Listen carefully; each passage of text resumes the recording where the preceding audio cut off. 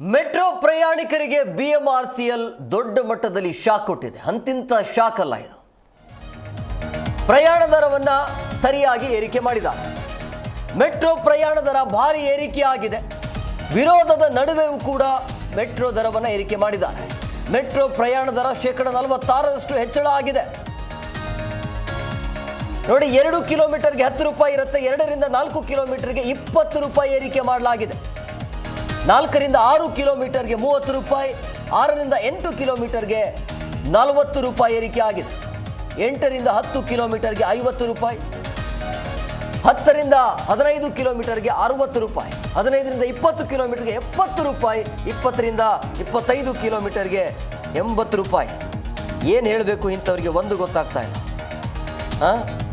ಎಲ್ಲ ಪ್ರತಿಯೊಂದಕ್ಕೂ ಈಗ ಎಲ್ಲದಕ್ಕೂ ಕೂಡ ರೇಟ್ ಜಾಸ್ತಿ ಆಗ್ತಾ. ಆದರೆ ಇದು ವಿಚಿತ್ರ. ಇದು 46% ದರ ಹೆಚ್ಚಳ ಆಗತ್ತೆ ಅಂತಂದರೆ ಸಾಯ್ಬೇಕಾ ಪ್ರಯಾಣಿಕರು? ಈ ರೀತಿಯಾಗಿ ಮೆಟ್ರೋ ದರವನ್ನು ಏರಿಕೆ ಮಾಡ್ತಾರೆ ಅಂತ ಹೇಳಿದ್ರೆ ಸಹಜವಾಗಿ ಜನಸಾಮಾನ್ಯರಿಗೆ ಎಂಥ ಎಫೆಕ್ಟ್ ಆಗುತ್ತೆ ಗೊತ್ತಾ? ಇದು ಮೆಟ್ರೋ ಪ್ರಯಾಣ ದರವನ್ನು ಈ ರೀತಿಯಾಗಿ ಏರಿಕೆ ಮಾಡ್ತೀರಿ ಅಂತ ಹೇಳಿದ್ರೆ ಏನು ಹೇಳಬೇಕು ಅಂತೇಳಿ. 46% ನೀವು ಹೆಚ್ಚಳ ಮಾಡ್ತೀರ ಅಂದ್ರೆ ಎಲ್ಲಿಂದ ಎಲ್ಲಿ ಆಯಿತು? ಅರ್ಧಕ್ಕೆ ಅರ್ಧ, ಒಂದು 50 ರೂಪಾಯಿ ಬಸ್ ಟಿಕೆಟ್ ಇತ್ತು, ಇದು ಮೆಟ್ರೋ ಟಿಕೆಟ್ ಇತ್ತು ಅಂತಂದರೆ 100 ರೂಪಾಯಿ ಆಗುತ್ತೆ. ಈಗ ನೀವು 2 ಕಿಲೋಮೀಟರ್ಗೆ 10 ರೂಪಾಯಿ ಆಗುತ್ತೆ. 2 ರಿಂದ 4 ಕಿಲೋಮೀಟರ್ಗೆ 20 ರೂಪಾಯಿ ಚಾರ್ಜ್ ಆಗುತ್ತೆ. ಈಗ ಮೊದಲೆಲ್ಲ 2 ರಿಂದ 4 ಕಿಲೋಮೀಟರ್ಗೆ ಒಂದು 12 ರಿಂದ 13 ರೂಪಾಯಿ ಇತ್ತು. ಈಗ ಇಷ್ಟು ಜಾಸ್ತಿ ಆಗಿದೆ. 4 ರಿಂದ 6 ಕಿಲೋಮೀಟರ್ಗೆ 30 ರೂಪಾಯಿ. ಈ ರೀತಿಯಾಗಿ ನೋಡಿ, ಸ್ಮಾರ್ಟ್ ಕಾರ್ಡಲ್ಲಿ 90 ರೂಪಾಯಿ ಇರಲೇಬೇಕು. ಇದು ಒಂದು ಪರಿಷ್ಕೃತ ದರ ನಾಳೆಯಿಂದಲೇ ಜಾರಿ ಆಗ್ತಾ ಇದೆ ಅಂತೆ.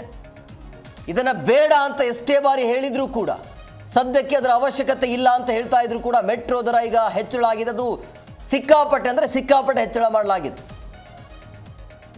ಪ್ರಯಾಣಿಕರ ಜೇಬಿಗೆ ಕತ್ತರಿ ಬೀಳ್ತಾ ಇದೆ. ಇದು ಹೆಂಗೋ ಜನ ಓಡಾಟ ಮಾಡ್ತಾರೆ, ಏನೋ 4 ದಿನ ಬೈಬಹುದು ಅಥವಾ 4 ದಿನ ವಿರೋಧವನ್ನು ವ್ಯಕ್ತಪಡಿಸಬಹುದು, ಅದೆಲ್ಲವೂ ಕೂಡ ಸರಿ ಆಗುತ್ತೆ ಅಂತೇಳಿ.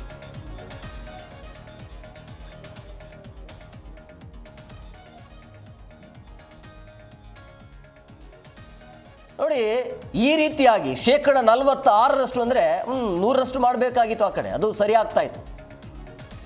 ಮಧ್ಯಮ ವರ್ಗದ ಜನರಿಗೆ ಹೆಂಗಾಗತ್ತೆ, ಯಾವ ರೀತಿಯಾಗಿ ಸಮಸ್ಯೆ ಆಗತ್ತೆ ಅಂತಂದರೆ, ಮನೆ ಬಿಟ್ಟು ಎಲ್ಲೂ ಹೋಗಬಾರ್ದು ಅಂತೇಳಿ ಇರುವಂಥ ಕೆಲಸವನ್ನು ಬಿಟ್ಬಿಟ್ಟು ಮನೇಲಿ ಇರೋಣ ಅನ್ನುವಂಥ ಪರಿಸ್ಥಿತಿ ಆಗಿದೆ ಈಗ ಈ ಒಂದು ದರವನ್ನು ನೋಡ್ತಾ ಇದ್ರೆ.